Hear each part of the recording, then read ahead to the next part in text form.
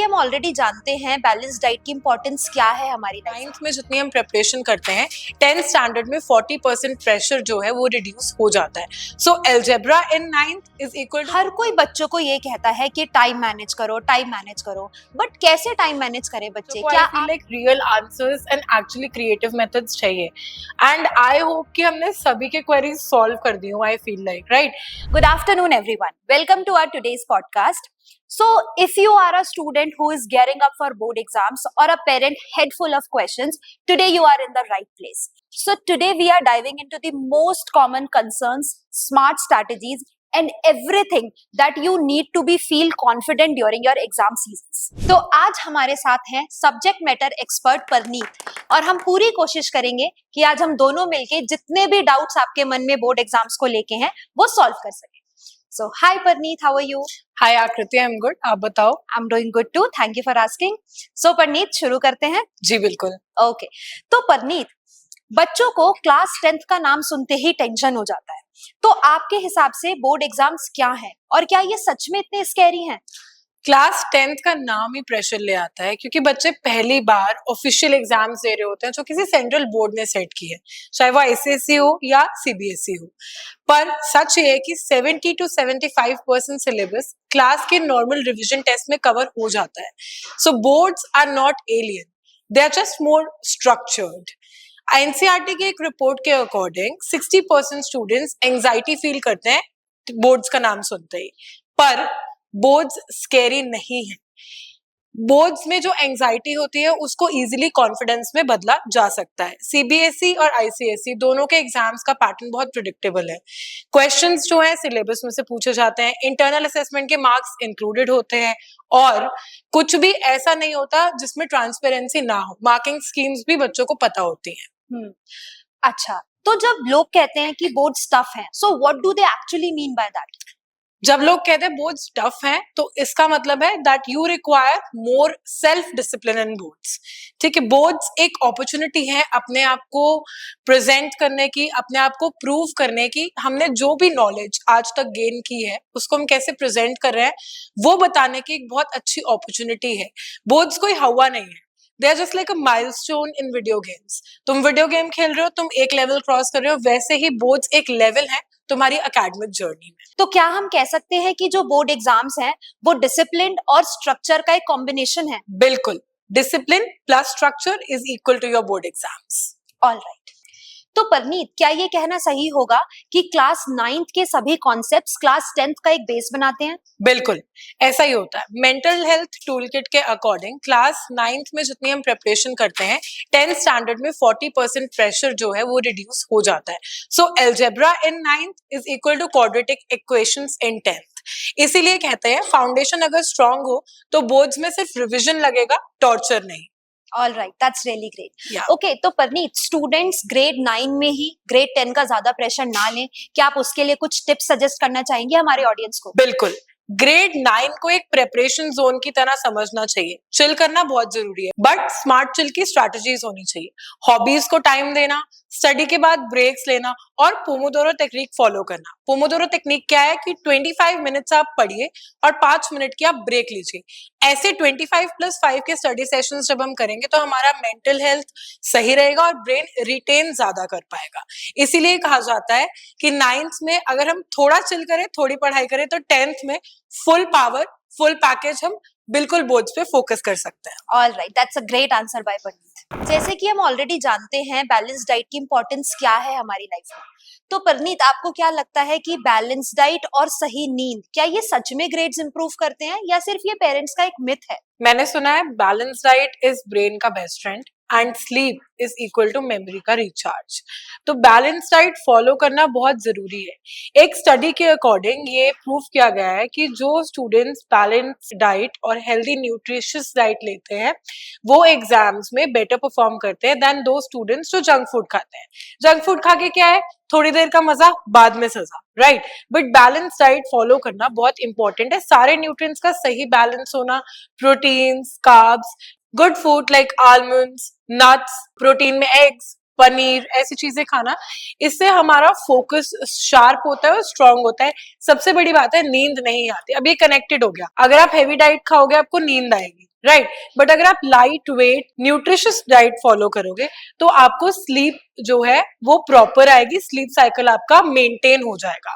और 7 से 8 घंटे की नींद एग्जाम्स के पहले बहुत इंपॉर्टेंट है। एक स्टडी ने ये भी बताया कि 7 to 8 आवर्स कंसिस्टेंटली सोने वाले बच्चे जो ऑल नाइटर्स पुल करते हैं उनसे ज्यादा बेटर परफॉर्म करते हैं एग्जाम्स में। तो मुझे लगता है शायद सोना और बैलेंस डाइट ये आप के ब्रेन का फ्यूल है, ब्रेन मशीन की तरह है, राइट? आई थिंक आपको भी लगता होगा।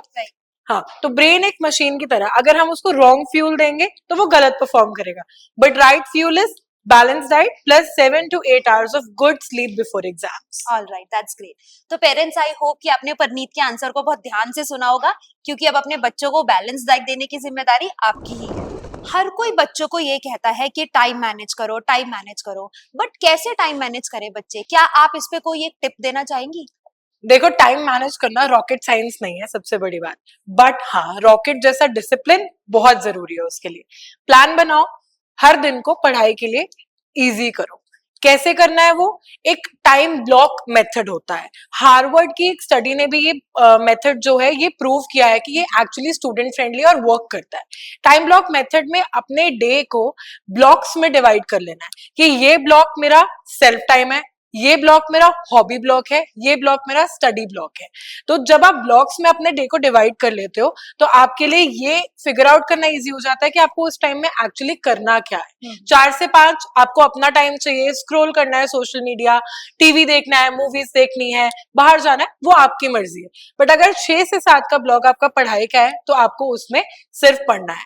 Schedule banana I know is very easy, उसको फॉलो करना मुश्किल है, बट उसके लिए थोड़ा सा रेजिलियंस और कॉन्फिडेंस चाहिए ही चाहिए। एंड आई थिंक इससे बच्चे एक डिसिप्लिन मैनर में भी आ जाएंगे, एक शेड्यूल प्रिपेयर करेंगे कि इतने बजे मुझे पढ़ाई करनी है, हाँ, इतने बजे मुझे खेलना है। बिल्कुल। करिकुलर एक्टिविटीज में भी ध्यान रहेगा, बट एक डिसिप्लिन मैनर में सब कुछ ऑब्वियसली 21st सेंचुरी में रह रहे हैं, ये तो कह नहीं सकते कि टीवी का सिग्नल कट कर दो तो पढ़ाई होगी, ऐसा कुछ नहीं है। ओटीटी पे जाना भी बहुत जरूरी है, बाहर जाना भी बहुत जरूरी है, हर चीज करना जरूरी है। फ्रेंड्स से मिलने का भी टाइम चाहिए, घूमने फिरने का भी चाहिए। तो टाइम ब्लॉक मेथड ये फॉलो करने में हेल्प करता है। ओके। तो परनीत, जैसा कि आपने अपने पिछले आंसर में बताया कि हमें एक ब्लॉक मेथड फॉलो करना चाहिए, बेसिकली स्टूडेंट्स को एक ब्लॉक मेथड फॉलो करना चाहिए, जिसमें कि कुछ टाइम वो सेल्फ स्टडी को देंगे, कुछ टाइम में भी वो ट्यूशंस को देंगे, कुछ टाइम अपनी एक्स्ट्रा करिकुलर एक्टिविटीज को देंगे। अब क्या होता है कि कुछ स्टूडेंट्स को सेल्फ स्टडी करना ज्यादा अच्छा लगता है और कुछ स्टूडेंट्स को ट्यूशंस जाके ही कॉन्सेप्ट ज्यादा बेटर तरीके से समझ में आते हैं। So what would be the best approach for students to take in this case? भाई, ये सवाल हर स्टूडेंट का है and I think valid question भी है। ट्यूशंस जाना या सेल्फ स्टडी करना, ये वन साइज फिट ऑल की तरह काम नहीं करता है। हर बच्चा एक ही अप्रोच नहीं फॉलो कर सकता है। कुछ बच्चों को ट्यूशंस में जाके ज्यादा इजीली समझ आता है, तो ट्यूशंस को आप एक बूस्टर की तरह फॉलो कर सकते हैं। जिस सब्जेक्ट में आप अटक रहे हो, जहां आपको गाइडेंस चाहिए, वहां आप tuitions low, but self study is a very strong foundation, जिसके बिना आई थिंक हमारी प्रेपरेशन जो है वो बिल्कुल भी स्ट्रॉन्ग नहीं हो सकती है। तो सेल्फ स्टडी करना भी बहुत ज्यादा इंपॉर्टेंट है। ये हमारे कॉन्फिडेंस को बूस्ट करता है। अपने लेवल पे जब हम खुद बिना किसी हेल्प पे प्रिपेयर करते हैं तो अलग ही मजा आता है। That's right. बट फिर दोनों में से बेटर कौन सा है? दोनों का कॉम्बो या फिर कोई एक method? See, I think way person to person vary करता है, but combo approach is the best approach. Tuition को हम एक टॉर्च लाइट की तरह इस्तेमाल कर सकते हैं कि जहां पे हमें थोड़ा अंधेरा नजर आ रहा है, टॉर्च लाइट मार के हम लाइट देके गाइडेंस लेके हम उसको अपना कॉन्फिडेंस लेके आ सकते हैं कि इस सब्जेक्ट में हम अब बेटर कर पाएंगे बिकॉज हम सीख रहे हैं किसी से। But I feel like self study is your own torch, एक अपनी लाइट होती है इंसान की, वैसे ही self study is your own light, जिसकी वजह से आप हर सब्जेक्ट में अपने आप को स्ट्रॉन्ग बना सकते हो। तो ट्यूशंस को आप वहां फॉलो कर सकते हो जिस सब्जेक्ट में आप अटक रहे हो, but self study self check करना ट्यूशंस के बाद भी बहुत इंपॉर्टेंट है। ये देखो, वीकली सेल्फ चेक करो कि जो मैंने ट्यूशन में भी पढ़ा है, क्या वो मैं बिना बुक खोले रिवाइज कर पा रहा हूँ, क्या वो मैं बिना बुक खोले याद रख पा रहा हूँ। तो ये इंपॉर्टेंट है कि आप कॉम्बो अप्रोच फॉलो करें। Okay, that's great. मुझे लगता है परनीत ने बहुत ही अच्छे से इस क्वेरी को आंसर किया है। ओके, तो अब हम बढ़ते हैं नेक्स्ट क्वेश्चन की तरफ। अच्छा, मैंने देखा है कि आजकल के बच्चे लेट नाइट स्टडी ज्यादा प्रेफर करते हैं। So what's your opinion in this, कि सुबह को जाग के पढ़ना ज्यादा बेटर है या फिर लेट नाइट स्टडीज अच्छी? बहुत ही साइंटिफिकली वैलिड क्वेश्चन है ये, और साइंस ये बोलता है कि ये आपके क्रोनोटाइप पे डिपेंड करता है कि आप अर्ली बर्ड हैं या फिर नाइट आउट, क्योंकि एक बॉडी की नेचुरल रिदम होती है जिसको हमें फॉलो करना होता है। तो तुम्हारी बॉडी की नेचुरल रिदम डिसाइड करती है कि you want to focus early in the morning या फिर रात को। कुछ लोग सुबह बहुत एक्टिव होते हैं बट कुछ लोग रात को जग के बेटर फोकस कर पाते हैं। एक्चुअली यू आर राइट, क्योंकि मैंने भी एक इंटरनेशनल स्टडी में पढ़ा था कि जो स्टूडेंट्स अपने नेचुरल स्टडी रिदम को फॉलो करते हैं they can actually perform 20% better. So is it right? It is right, because जब तुम अपने नेचुरल बॉडी टाइप को समझ लेते हो तो तुम ज्यादा एक्टिव बन जाते हो, तुम्हारी क्रिएटिविटी, तुम्हारी एंगेजमेंट बढ़ जाती है, राइट? तो ये मैटर नहीं करता कि तुम कब पढ़ रहे हो, एक रूटीन फॉलो करना बहुत जरूरी है।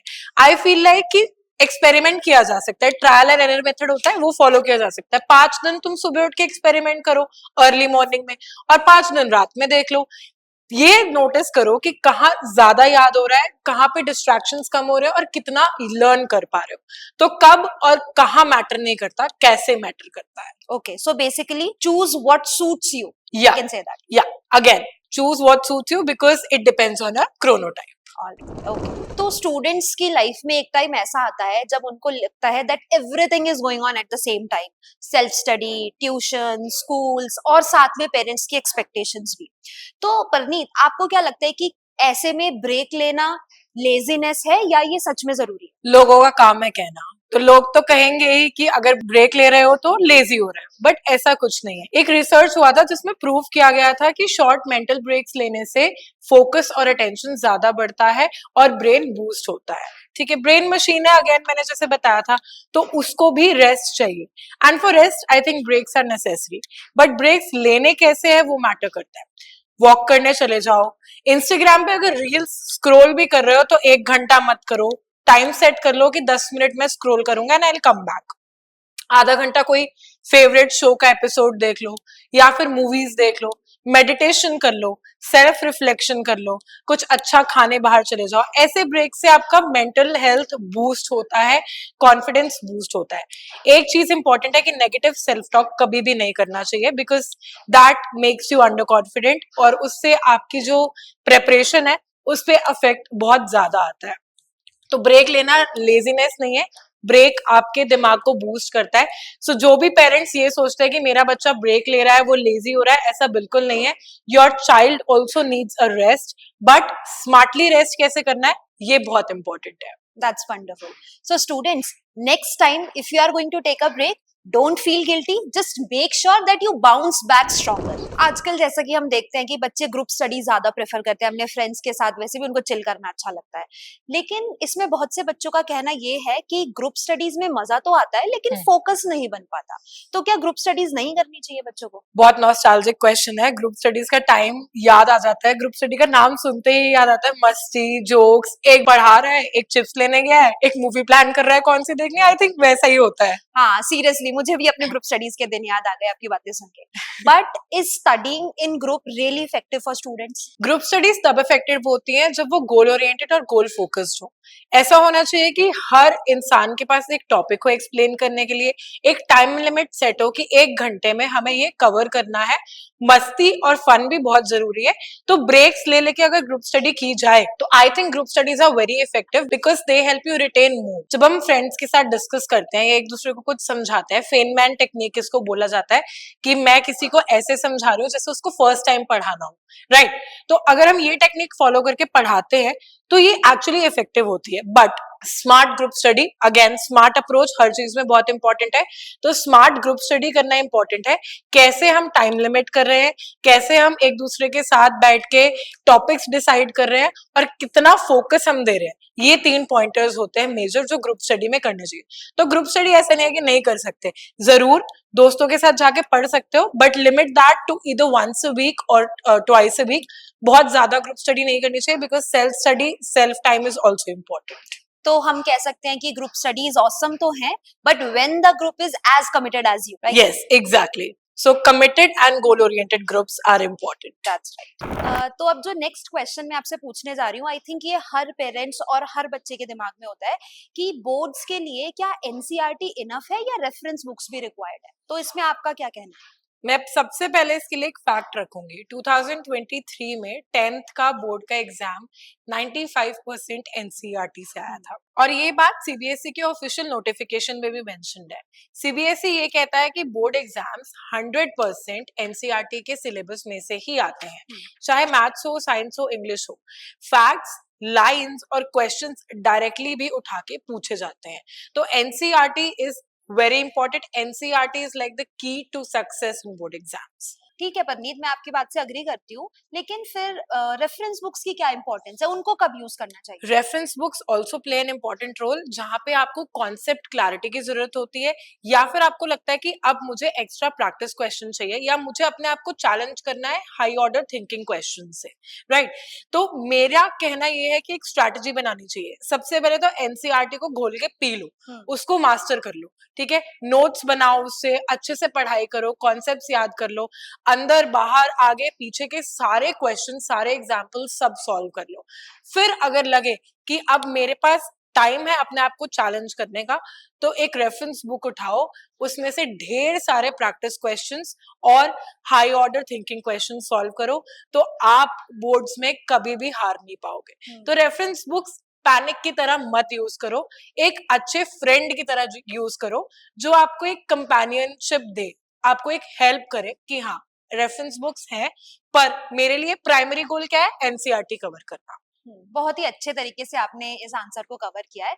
तो मैं बच्चों को कहना चाहूंगी कि एनसीईआरटी से ही आप बोर्ड्स जीत सकते हो, लेकिन हाँ एक्स्ट्रा प्रैक्टिस के लिए आप रेफरेंस बुक्स भी यूज कर सकते हो, बट उनसे पैनिक होने की बिल्कुल कोई जरूरत नहीं है, राइट? बिल्कुल। तो हमारे पास ना बहुत सारे स्टूडेंट्स की क्वेरीज आती है, जो कहते हैं कि कभी कभी उन्हें ऐसा लगता है कि वो पढ़ तो नहीं है लेकिन उन्हें याद कुछ नहीं रहता, और ये बहुत ही कॉमन प्रॉब्लम है मुझे लगता है आजकल स्टूडेंट्स की। तो इसके रिगार्डिंग आप क्या टिप्स देना चाहोगे? ये तो सबका स्ट्रगल है, आंखें खुली हैं पर दिमाग बंद है, डिस्कनेक्ट हो जाता है दिमाग बिल्कुल ही। ये इसलिए होता है क्योंकि हमारा स्लीप साइकिल प्रॉपर नहीं होता, हम ज्यादा एक्टिवली रीड नहीं करते, पैसिव रीडिंग करते हैं, मतलब ऊपर ऊपर से पढ़ रहे हैं सिर्फ, या फिर और भी बहुत साइंटिफिक रीजंस होते हैं, जैसे तुम न्यूट्रिशन अच्छा नहीं ले रहे हो, या फिर ब्रेन उतना रेस्ट नहीं ले पा रहा है कि रिटेन कर पाए।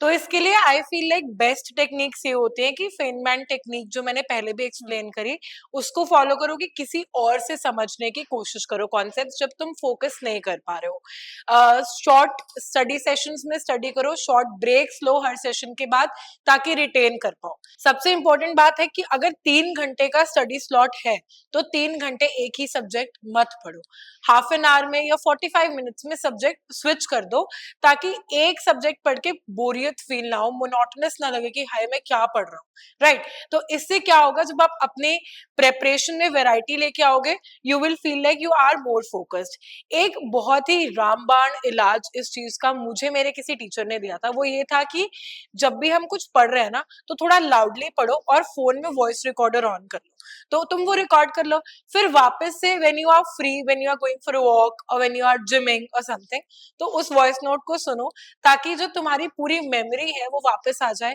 फ्लैशबैक आ जाए और वो चीज तुम्हारे दिमाग में रिटेन हो जाए। तो ऐसा होगा कि कभी भी कोई भी कॉन्सेप्ट अगर लर्न करना होगा तो भूलोगे नहीं, अगर खुद के वॉइस नोट्स रिकॉर्ड किए सुनोगे तो। That's great. तो आज हमें परनीत के भी एक टीचर के द्वारा रामबाण इलाज मिल गया इस क्वेश्चन का। ओके, तो अब हम नेक्स्ट क्वेश्चन की तरफ बढ़ते हैं। तो आजकल के बच्चे तो इतने ज्यादा एडवांस्ड हो गए हैं कि वो डिजिटल एप्स के थ्रू या यूट्यूब वीडियोस के थ्रू पढ़ना ज्यादा पसंद करते हैं, तो इस ऐसे में उनको नोट्स बनाना काफी ज्यादा बोरिंग लगता है। तो आपका इसमें क्या कहना है कि क्या नोट्स बनाना सच में बोरिंग है या वो रिक्वायर्ड है? मैं सच बताऊं, notes banana is the most boring task of the year. I agree with the students, but मेरे को ये लगता है कि अगर बच्चे इतना डिजिटली एडवांस हो गए, so why not make your notes digitally. Doodle कर सकते हो, फ्लैश कार्ड्स बना सकते हो ऑनलाइन, बहुत सारी एप्स यूज करके गूगल नोट्स पे नोट्स बना सकते हो, मीटिंग नोट्स ले सकते हो, प्रेजेंटेशंस बना के याद कर सकते हो। क्या नहीं है आजकल डिजिटल प्लेटफॉर्म्स पे जिससे आप नोट्स नहीं बना सकते। लेकिन परनीत, ऐसे में नोट्स तो उनको अल्टीमेटली बनाना ही पड़ रहा है, चाहे वो डिजिटली बना रहे हैं, बट क्वेश्चन वही है कि स्टूडेंट्स को वो चीज करना बोरिंग लगता है, तो इसका क्या एक सोल्यूशन आपके पास है? देखो, डिजिटली नोट्स बनाना हो या मैनुअली हो, बोरिंग तो वो बहुत है, मैंने भी बोला, बट नोट्स बहुत इंपॉर्टेंट है पढ़ाई के लिए। तो आई फील लाइक जहां पे आपको बोरियत फील होती है, कोई चीज जब बोरिंग लगती है, तो एक चैलेंज जब आप अपने आप को लेना शुरू कर देते हो, अपने आप को एक चैलेंज दे देते हो कि हाँ आज तो मैं ये करूंगा, तो you do that. So notes को एज अ चैलेंज ट्रीट करो। समराइज इन 3 लाइन्स चैलेंज, समराइज इन 100 वर्ड्स चैलेंज। किसी कॉन्सेप्ट को शॉर्ट समरीज में लिखना शुरू कर दो, या फिर उसके फ्लैश कार्ड्स बनाओ, पिक्चर्स ड्रॉ करो, सो दैट नोट्स को आप क्रिएटिव फॉर्मेट में समझ के इजीली बना पाओ और उनको यूज भी कर पाओ। रिटेंशन भी हो जाएगा इससे और प्रैक्टिस भी। काफी क्रिएटिव और अच्छा सजेशन दिया है आपने इसके रिगार्डिंग। आज तो आई थिंक परनीत आपसे इंटरैक्ट करके मुझे अपने स्कूल के डेज याद आ गए, और मुझे ऐसा लग रहा है कि अगर उस टाइम पे शायद ऐसा कोई पॉडकास्ट मैंने सुना होता तो मुझे कितनी ज्यादा हेल्प मिल गई होती अपने बोर्ड्स में। सो या I know students also have these queries realistically, genuine questions होते हैं यार, and बच्चों को I feel like real answers and actually creative methods चाहिए, and I hope कि हमने सभी के queries solve कर दी हो। I feel like right, उस टाइम पे मेरे साथ ऐसा होता कि मुझे कुछ ऐसा रामबाण solution मिल जाता, oh my god, I would have literally done best in my exams. right. All right. Okay. So, Parneet, thank you so much for being a part of our podcast, and thank you so much for being so realistic while answering all these questions. Thanks a lot. Thank you so much for giving me the opportunity to help out the students, and I hope कि आप सभी के ऐसे ही हम doubts आगे भी clear करते रहें. All right. Thank you, everyone.